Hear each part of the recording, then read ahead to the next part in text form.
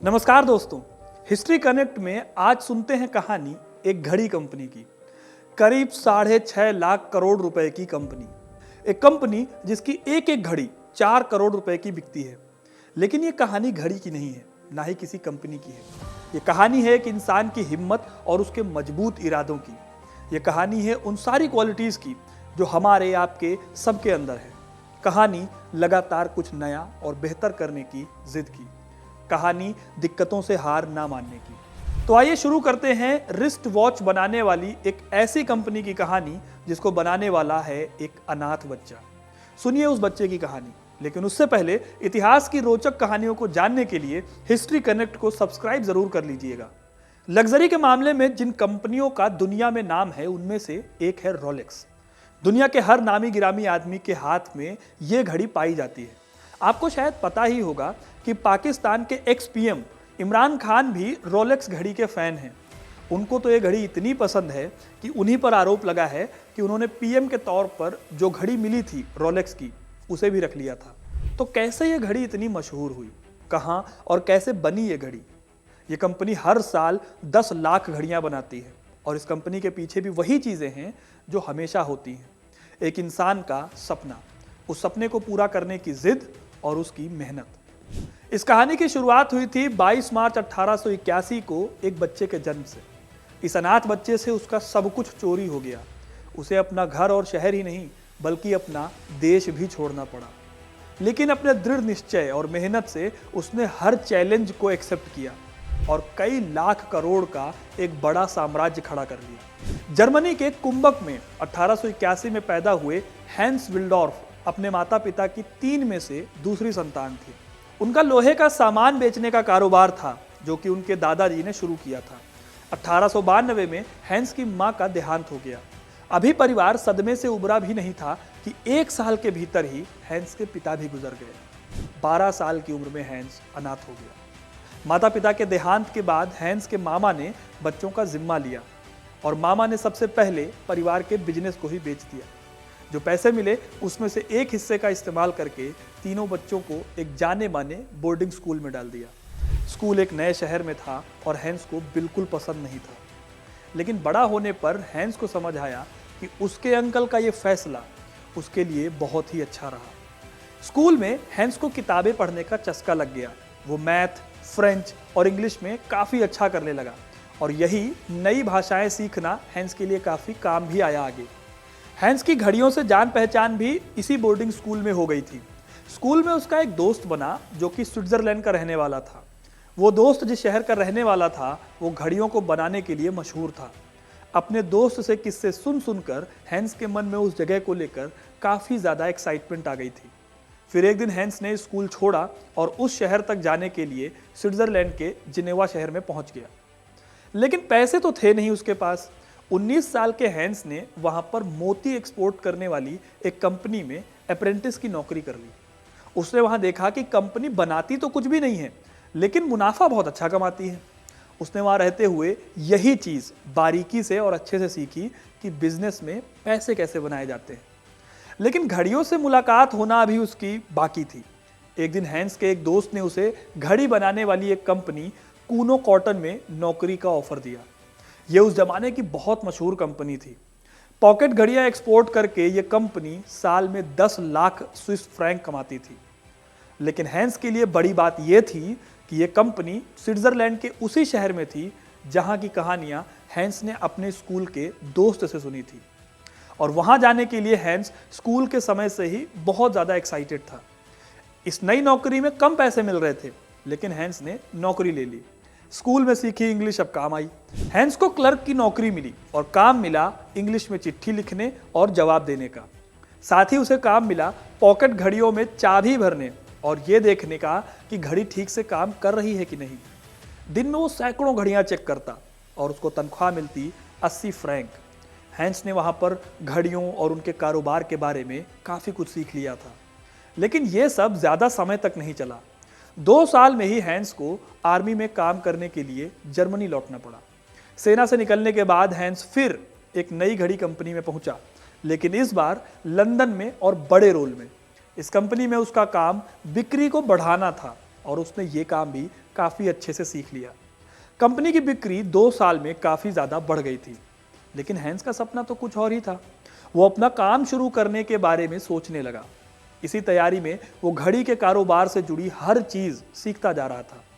इसी बीच उसकी मुलाकात अपनी होने वाली पत्नी फ्लोरेंस फ्रांसिस से हुई और दोनों ने शादी कर ली। यहाँ से शुरुआत हुई हैंस की अपनी कंपनी रोलेक्स के बनने की। एक दिन हैंस अपनी पत्नी के भाई अल्फ्रेड जेम्स के साथ बैठा था। हैंस ने कहा कि वो घड़ियों के कारोबार के बारे में इतना कुछ जान चुका है कि वो अपना खुद का कारोबार कर सकता है। फिर क्या था, अल्फ्रेड ने पैसे लगाए और दोनों ने मिलकर 1905 में विल्सडॉर्फ एंड डेविस लिमिटेड नाम की एक कंपनी बनाई, जो आगे चलकर रोलेक्स बनी। हैंस की इस नई कंपनी ने स्विट्जरलैंड की एक कंपनी हरमन एल्गर से पार्टनरशिप कर ली। वहां से पार्ट मंगाकर वो इंग्लैंड में घड़ी के केस में फिट करते और उसे बेचते। हैंस ने स्विट्जरलैंड में भी अपना ऑफिस खोल लिया था। उस समय कलाई घड़ी का चलन बहुत कम था। लोग पॉकेट घड़ी का इस्तेमाल करते थे। यह माना जाता था कि पॉकेट घड़ियां ज़्यादा सही टाइम बताती हैं। पॉकेट घड़ियां बहुत बड़ी होती थी, इसलिए भी जो पुरुष होते थे उनको ज़्यादा पसंद थी। लेकिन हैंस का मानना था कि पॉकेट वॉच से टाइम देखना मुश्किल होता है। हर बार घड़ी को जेब से निकालना फिर रखना पड़ता है और इसके लिए दोनों हाथ खाली होने चाहिए। उसका मानना था कि पॉकेट वॉच का जो ट्रेंड है वो कुछ समय बाद बंद हो जाएगा और सारे के सारे लोग कलाई घड़ी का इस्तेमाल करने लगेंगे। अपने इसी थॉट के बेसिस पर हैंस ने 1914 में एक अच्छी रिस्ट वॉच बनाने की तैयारी शुरू कर दी। वो पूरे यूरोप में घूम घूम कर हर अच्छी घड़ी बनाने वाले से मिला और ये समझने की कोशिश में लग गया कि कलाई घड़ी को बेहतर कैसे बनाया जा सकता है।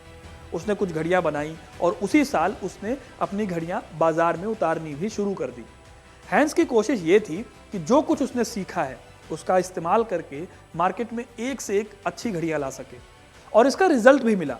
1908 तक हैंस की कंपनी की गिनती घड़ी के मामले में इंग्लैंड की टॉप कंपनीज में होने लगी थी। लेकिन हैंस को कंपनी का नाम पसंद नहीं आ रहा था। वो एक छोटा और क्लासी नाम खोज रहा था। कुछ ही समय बाद उसने रोलेक्स ब्रांड को रजिस्टर किया। इसका नाम भी होने लगा। कई अमीर लोग रोलेक्स की घड़ियां पहनने भी लगे। अब आप ये मत समझिए कि कहानी खत्म हो गई, कहानी अभी बाकी है। इसी टाइम पर दुनिया को एक तूफान ने घेर लिया। पहला वर्ल्ड वॉर शुरू हो गया और तमाम कंपनियां और धंधे बंद होने लगे। यहाँ तक कि घड़ी की कंपनियां भी बंद होने लगी। लेकिन रोलेक्स पर इसका उल्टा असर हुआ। उसकी घड़ियां और मशहूर हो गई। कई जगह पर आर्मी के जो सोल्जर्स थे उनको भी रोलेक्स की घड़ियां दी गई, जिससे कि वो एक दूसरे से सही टाइम पर कोऑर्डिनेट करके दुश्मन पर हमला कर सके। 1914 तक कंपनी काफ़ी बड़ी हो गई थी। उसमें 60 लोग काम करते थे। लंदन में कंपनी को एक बड़ा ऑफिस भी लेना पड़ा। तभी रोलेक्स को कलाई घड़ी के लिए पहली क्रोनोमीटर रेटिंग भी मिल गई थी। इससे कंपनी और रोलेक्स ब्रांड पर लोगों का भरोसा और बढ़ गया। लेकिन एक नई मुसीबत भी आ गई। अंग्रेजों ने कंपनी पर 33 तरह के नए टैक्स लगा दिए। इससे परेशान होकर हैंस ने अपनी कंपनी का जो हेडक्वार्टर था उसे लंदन से स्विट्जरलैंड ट्रांसफर कर दिया। उसे यह भी लगा कि उसकी कंपनी विल्सडॉर्फ एंड डेविस को लोग पसंद नहीं कर रहे हैं, क्योंकि वर्ल्ड वॉर की वजह से जर्मन लोगों और कंपनियों को लोग बुरी नज़र से देख रहे थे। तब हैंस ने 1915 में अपनी कंपनी का नाम रोलेक्स वॉच कॉरपोरेशन लिमिटेड कर दिया। उसी साल कंपनी ने 5 स्टार क्राउन वाला अपना फेमस लोगो भी बना लिया और घड़ी के डायल पर उसको लगाना शुरू कर दिया। 1919 में कंपनी के हेड ऑफिस को भी जिनेवा शिफ्ट कर दिया गया। अब लगा कि सब कुछ सेट हो गया है। लेकिन जैसा कि हमेशा होता आया है, जुनूनी लोग कभी रुकते नहीं हैं। हैंस ने अब घड़ियों को बेहतर बनाने पर जोर देना शुरू किया। उसकी कोशिश ये थी कि उसकी घड़ियों पर धूल, पसीने, गर्मी और पानी का असर ना हो। वो हर हालत में सही समय बताए। 1926 में रोलेक्स ने रोलेक्स ओएस्टर नाम की पहली वाटरप्रूफ घड़ी बना दी। लेकिन हैंस दुनिया के सामने इसे एक क्रिएटिव तरीके से पेश करना चाहता था। उसी समय लंदन में रहने वाली एक महिला मर्सिडीज ग्लाइजा ने इंग्लैंड से फ्रांस पहुंचने के लिए इंग्लिश चैनल को तैर कर पार करने का ऐलान किया। लोगों को तब लगता था कि ऐसा करना पॉसिबल नहीं है, सो उसको देखने के लिए हजारों लोग जमा होने लगे। हैंस ने किसी तरह से उस महिला को मना लिया कि वो अपने गले में रोलेक्स की घड़ी पहन ले। वो महिला तो अपना सफ़र पूरा नहीं कर पाई। उसे 10 किलोमीटर पहले ही पानी से निकालकर नाव पर सवार कराना पड़ा। लेकिन रोलेक्स ओएस्टर पानी में भी पूरी तरह से काम करती रही और एकदम ठीक हालत में निकली। इसको लेकर हैंस ने लंदन के डेली मेल अखबार में एक ऐड निकाला और पूरी दुनिया में रोलेक्स ओयस्टर की चर्चा होने लगी। इसके बाद की कहानी है अच्छे तरीके से एक ब्रांड को बनाने की। 1928 में ब्रिटेन की मशहूर मॉडल एवलिन लेन से विज्ञापन कराने से लेकर 1993 में दुनिया के सबसे ऊंचे पर्वत माउंट एवरेस्ट के ऊपर उड़ने वाले प्लेन के हर मेंबर के हाथ में रोलेक्स घड़ी पहनाने और दुनिया के सबसे तेज कार चलाने वाले ड्राइवर के हाथ में रोलेक्स दिखाने जैसे काम हैंस ने किए।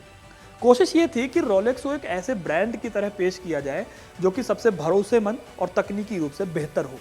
लेकिन हैंस को पता था कि ब्रांड बनाने के साथ ही रोलेक्स की घड़ियों को कंटिन्यूअसली बेहतर बनाने का काम भी जरूरी है। 1931 में कंपनी ने पहली बार सेल्फ वाइंडिंग घड़ी रोलेक्स ओयस्टर परपेचुअल पेश की। मजेदार बात यह है कि 1934 से लेकर 1940 के बीच कई बार रोलेक्स की जगह हैंस ने अपने नाम से घड़ी बनाकर उतारी, लेकिन हर बार यह कोशिश फेल हुई क्योंकि दूसरे वर्ल्ड वॉर की वजह से लोगों को जर्मन नाम वाली कोई भी चीज पसंद नहीं आ रही थी। तभी 1944 में हैंस की पत्नी का भी देहांत हो गया, जिसके बाद हैंस ने कुछ ऐसे कदम उठाए जिससे रोलेक्स पर किसी तरह का कोई बदलाव न हो सके। उसने चैरिटी के लिए विल्सडॉर्फ फाउंडेशन बनाया और बाद में हैंस ने कंपनी को 100% इसी फाउंडेशन के नाम कर दिया। इसके बाद से अब ना ही कंपनी बिक सकती है, ना ही इसका IPO आ सकता है और ना ही इस पर कोई टैक्स लग सकता है। लेकिन इसके बाद भी रोलेक्स की घड़ियों में नए नए इंप्रूवमेंट्स और इनोवेशंस होते रहे। कभी 100 मीटर गहरे पानी में भी चलने वाली घड़ी, तो कभी कुछ और। फिर 1960 में हैंस की भी मृत्यु हो गई। उसके बाद से कंपनी का फोकस लग्जरी ब्रांड बनाने पर चला गया। उसकी घड़ियां नए नए फीचर लाती रहती हैं और उसके दाम लगातार बढ़ते रहते हैं। एक घड़ी 4 करोड़ तक पहुंच चुकी है और उसके पुराने मॉडल जो अब नहीं मिलते हैं, वो घड़ियां तो इससे भी कई गुना अधिक कीमत पर मिलती हैं। तो ये थी कहानी दोस्तों एक ऐसी घड़ी ब्रांड की जिसे खड़ा किया एक अनाथ बालक ने, जिसके पास सिर्फ जुनून था, जिद थी और हिम्मत थी लगातार कुछ नया करने की, लगातार नए डिज़ाइन बनाने की और टेक्नोलॉजी सुधारने का एक टारगेट था। और इन्हीं सबके ताकत के दम पर उसने ना सिर्फ एक ब्रांड खड़ा किया बल्कि दुनिया के सबसे नामी बिजनेसमैन की लिस्ट में अपना नाम लिखा लिया और ऐसी छाप छोड़ी कि आज भी लोग उसकी घड़ी पहनने को इज्जत की बात मानते हैं। आपको रोलेक्स ब्रांड और हैंस की ये कहानी कैसी लगी हमें कमेंट करके जरूर बताइएगा। वीडियो को लाइक और शेयर करना ना भूलिएगा और ऐसी इंटरेस्टिंग वीडियोस के लिए हिस्ट्री कनेक्ट को सब्सक्राइब जरूर करें। धन्यवाद।